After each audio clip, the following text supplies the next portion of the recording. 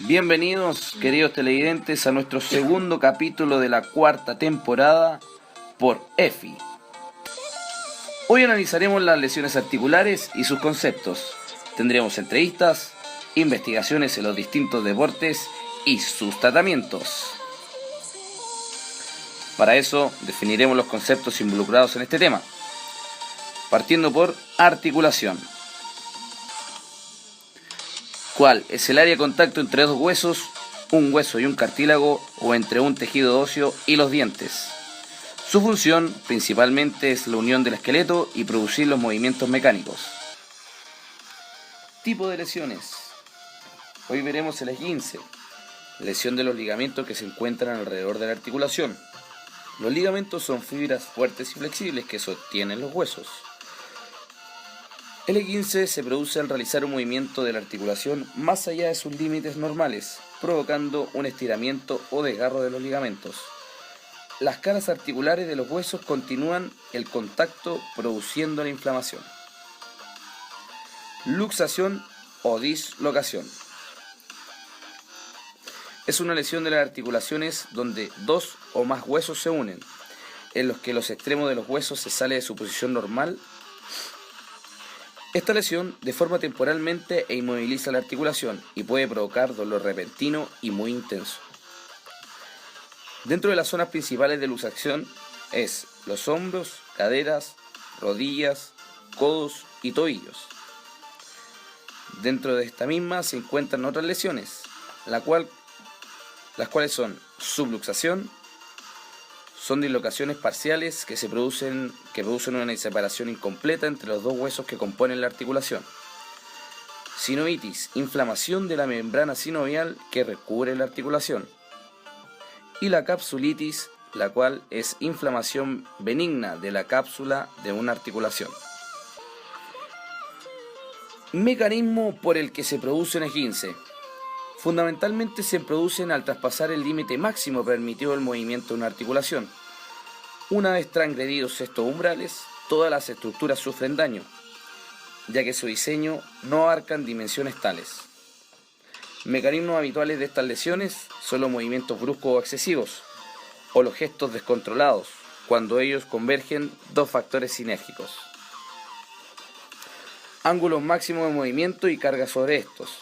Si se realiza una acción en ángulos máximos sin una carga significativa, se produce el fenómeno de torcedura, lesión menor entidad que la esguince. Sin embargo, si se le añade el componente de la carga, la gravedad se incrementa debido a la estructura de sujeción que no soportan la fuerza a contener. La gravedad de la lesión dependerá de la energía del traumatismo y la resistencia biomecánica de la estructura ligamentosa. En el caso de la luxación, el mecanismo se produce por una flexión o extensión más allá de los límites normales o también por un golpe directo a la articulación. La superficie articular quedan separadas y permitiendo su funcionalidad. Hay luxación cuando los huesos de la articulación se separan completamente y se produce cuando se aplica una fuerza extrema sobre un ligamento. El impacto de un traumatismo severo en la articulación provocará una separación de dos huesos. En este caso existen dos mecanismos, que puede ser el traumático, que es un choque violento o movimiento forzado, y el congénito, asociado a malformaciones anatómicas. Clasificación esguince. Según el grado de afectación del ligamento, los esguinces se clasifican en tres grupos. Grado 1. Distensión parcial del ligamento, un tratamiento conservador, a veces llamado entorsis. Corresponde a lesiones que no incluyen rotura ni arrancamiento del ligamento respecto del hueso. En el examen físico la articulación suele aparecer hinchada y con dolor de intensidad variable, pero pueden afectarse los movimientos y estos son normales. Grado 2. Rotura parcial o total del ligamento.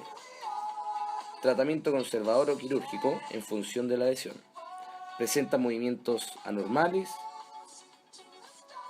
amplios de la articulación y dolor muy intenso. Grado 3. Rotura del ligamento con arrancamiento óseo, tratamiento quirúrgico. La rotura de varios ligamentos puede ir acompañada de luxación articular si se pierde completamente la congruencia articular. Casi siempre dejan secuelas de moderadas a graves, dolores persistentes, rigidez, inestabilidad y fragilidad. Clasificación luxación. Primero, congénita. Es aquella que se presenta por un defecto anatómico existente del nacimiento. Ejemplo. Frecuente es la articulación coxofemoral. Segundo, atraumática. Voluntaria e involuntaria. Tercero, traumática. En la gran mayoría son ocasionadas por un trauma directo o indirecto. Pueden ser cerradas o abiertas cuando se pone en contacto con el medio ambiente con las superficies articulares. Factores y causas. Los factores pueden ser patologías genéticas, aparición de secuelas post-lesión, utilización inadecuada de vendaje funcional, uso inadecuado de calzado e indumentaria deportiva, falta de calentamiento previo a la actividad física, no constancia en el entrenamiento y un consumo irresponsable de drogas y fármacos. Causas: retracción o acortamiento del tejido blando prearticular, esguinces previos en la zona afectada, principalmente lesiones no tratadas. Hiperlaxitud ligamentosa general, desequilibrio muscular por causas diversas, debilidad muscular, lo más frecuente por atrofia de musculatura, y el déficit en la propiocepción de la zona afectada. Para el E15 existen síntomas y signos, según su nivel de gravedad. A modo general, los síntomas hacen referencia a lo que se puede observar y sentir: dolor, inflamación, cambio de color de la piel, especialmente hematomas, aumento del volumen, como un edema, y aumento de temperatura local. Los signos serían una observación médica y objetiva.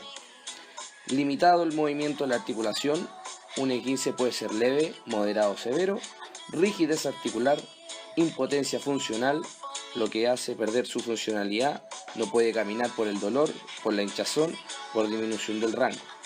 Los síntomas en el grado 1 presentan hinchazón, inflamación y hematoma. En el grado 2 la hinchazón en la zona es instantánea y dolorosa al tacto, y puede afectarse también a estructuras cercanas al sitio de la lesión, tales como la cápsula articular, lo que desemboca en derrame y amoratado en la zona. La inestabilidad articular es leve, pero se ve afectada. Grado 3, la intensidad del daño, del dolor, la hinchazón y la hemorragia son importantes y asocian a una pérdida considerable en la estabilidad de la articulación. Sus signos: en el grado 1 solo hay una distensión del ligamento, y es el E15 más leve.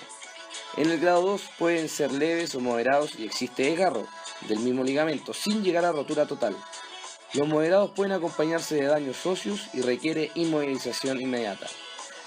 El grado 3 es una rotura total del ligamento asociada a no rotura ósea o a no una rotura ósea y requiere tratamiento quirúrgico para unir el ligamento. En el caso de la luxación, los síntomas son dolor agudo, impotencia funcional inmediata y absoluta, aumento de volumen, deformidad, y tras la reducción se puede producir un daño a nivel neurovascular. Los signos: deformación del miembro que adopta una postura antinatural, imposibilidad de mover el miembro, posibles daños graves a los ligamentos, incluso siendo necesario el empleo de cirugía. Y como último punto, mayor probabilidad de futuras luxaciones, ya que los ligamentos se distienden y es más fácil que se vuelva a salir la articulación. Continuamos ahora con las lesiones más frecuentes y deportes de mayor incidencia. Según un artículo extraído de un periódico británico, estos son los deportes más practicados y por tanto más factibles de sufrir lesiones. En primer lugar, dentro de este artículo se encontrará la gimnasia de mantenimiento con un 35%.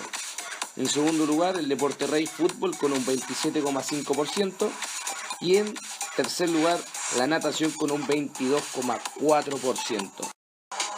Respecto a los miembros con un porcentaje de mayor factibilidad de lesión, se encuentra que los miembros inferiores con un 45,5% y las áreas más frecuentes afectadas son las rodillas con un 20%, seguido está el tobillo con un 13%,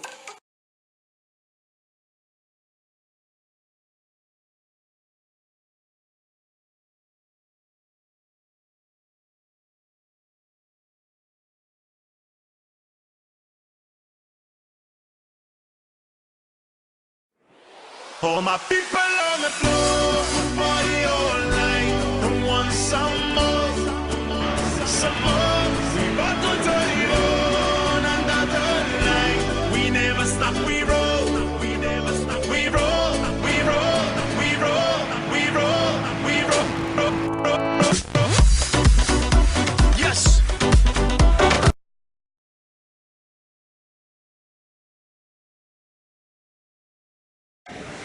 Bueno, con respecto a las consecuencias que puede tener un buen o mal tratamiento en términos del arco de movimiento o efectos como la propiocepción, un E15 efectivamente es una lesión que afecta algún ligamento en alguna parte del cuerpo, y los ligamentos son tejidos muy ricos en fibras sensitivas, tienen mucho receptor y por lo tanto aportan mucho al mapeo que el cerebro tiene del cuerpo, aportan mucho a qué tanta información tiene el cuerpo de cada segmento del cuerpo sin necesariamente tener que mirarlo.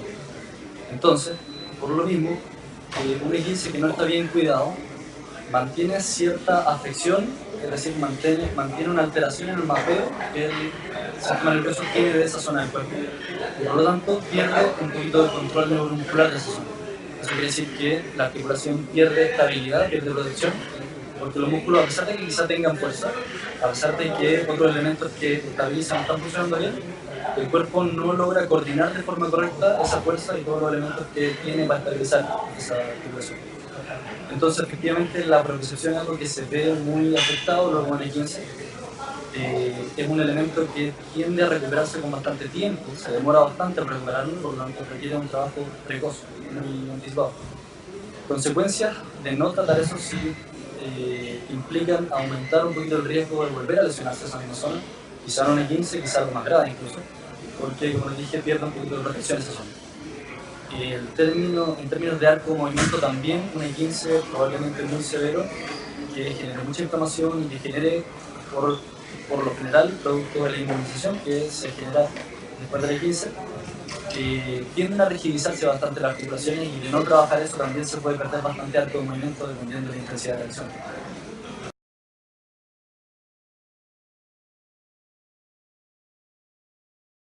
Con respecto a la prescripción de ejercicio, tomando en cuenta si el paciente o el individuo es una persona deportista o sedentaria, se toman en cuenta de partida elementos como ese, si es sedentario o deportista, y también el periodo en el cual va a recorrer la rehabilitación. En el fondo, un paciente sedentario, lo que uno busca como fin en el tratamiento de un E15 tobillo es reinsertarlo en la función a la cual tiene que acomodarse el tobillo día a día. Una persona sedentaria, hay que acomodar ese tobillo, o hay que hacer que ese tobillo se desenvuelva bien en actividades que no van a ser muy exigentes desde el punto de vista del control neuromuscular del tobillo y de otros puntos bien importantes. Al contrario, en un paciente deportista, efectivamente los elementos de control sobre ese tobillo tienen que estar mucho mejor adaptados a actividades que son de mayor impacto, que son de mayor imprevisibilidad, que son de mayor exigencia en general. Entonces, efectivamente, la prescripción de ejercicios va variando de acuerdo a cada uno, de acuerdo a los objetivos finales de a dónde se quiere llegar. Entonces, por ejemplo, con pacientes sedentarios, ejercicios que son muy típicos para el 15 de tobillo y para rehabilitar todo el entrenamiento neuromuscular del tobillo son ejercicios de propiocepción, balance y equilibrio. En un paciente sedentario, y también pasa con pacientes de edades avanzadas, inicialmente se intenta trabajar con superficies estables que no requieran de mucha exigencia para el tobillo, que no trabajen con demasiado estímulo propioceptivo inicialmente. Insisto, superficie estable, muchas veces trabajo de apoyo unipodal sobre alguna superficie estable, marcha en tándem, es decir, un pie delante del otro, en una línea, adelante, atrás. De a poquito se puede ir progresando a ejercicios de repente con ojos cerrados, pero insisto, inicialmente va a ser estable.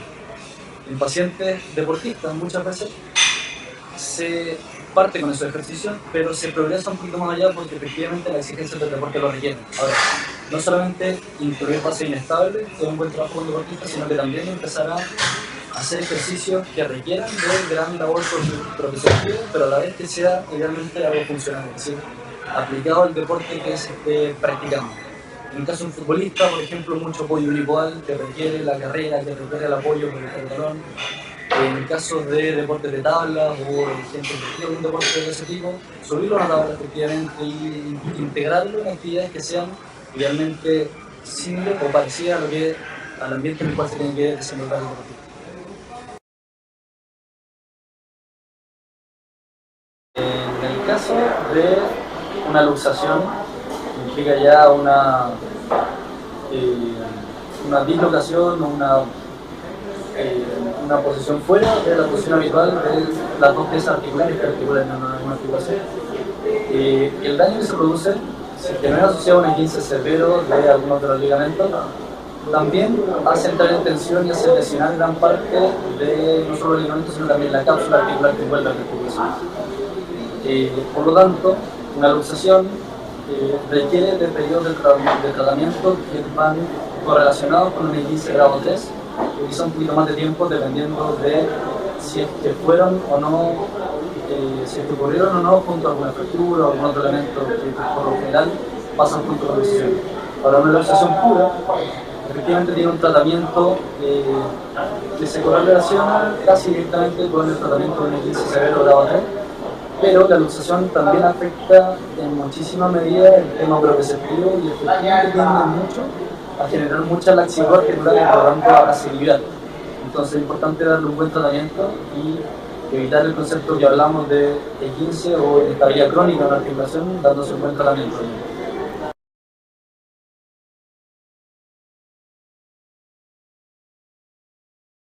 La situación en la que si cualquiera de uno nos topamos, que vemos que cerca nuestro se produce una luxación de cualquiera sea la articulación, la recomendación en general, para la población en general que no conoce mucho el tema, idealmente lo mejor es evitar reducirlo en el momento, porque hay algunas consecuencias que se pueden producir que empeorarían el pronóstico en caso de haber hecho mal la reducción y luego llevarlo a un servicio de urgencia. Por lo mismo, la recomendación es simplemente inmovilizar y llevar el servicio de urgencia, que ya se evalúe, se reduzca por alguna persona que no esté enferma o que se saque imagen y luego se reduzca.